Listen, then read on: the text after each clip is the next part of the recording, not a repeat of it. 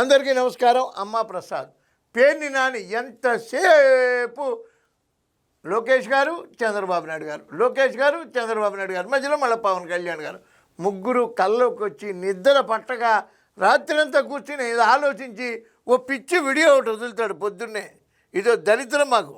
యువకులలో ఎవరెవరైతే చాలా మంది పాల్గొన్నారో, లోకేష్ అక్కడ నడిచారో వాళ్ళలో చాలా మందికి ఆయన వాళ్ళ హెరిటేజ్ కంపెనీలో ఉద్యోగాలు ఇచ్చినంత తేలికగా డిఎస్సి లో కూడా ఉద్యోగాలు ఇచ్చేశాడు. డిఎస్సి గానీ టెట్ గానీ ఎగ్జామ్ రాయకుండా స్పోర్ట్స్ కోటా కింద. ఆ స్పోర్ట్స్ లో ఏంటి అంటే నేను మొన్నటిదాకా ఏమనుకున్నానంటే ప్యాకాట్ పెడితే ఎమ్మెల్యేలు ఒప్పుకోవాలనుకున్నాను. జీవో చూస్తే ఆ కొత్త జీవోలో 40వ ఆట బ్రిడ్జి ప్యాకాట్, దాన్ని కూడా వదల. పేకాట ఆట కింద పెట్టి ఉద్యోగాలు ఇచ్చారా? నీకు అలా అనిపించిందా? ఏం పిచ్చి పిచ్చి కళ్ళు వస్తున్నాయేంటి బాబు? విశాఖపట్నంలో ఒక మెంటల్ ఆసుపత్రి ఉంది, ఎర్రగడ్డ హైదరాబాద్లో ఒక మెంటల్ హాస్పిటల్ ఉంది, ఒక బెంగళూరులో ఒక మానసిక చికిత్సాలయం ఉంది నివాన్స్ అని.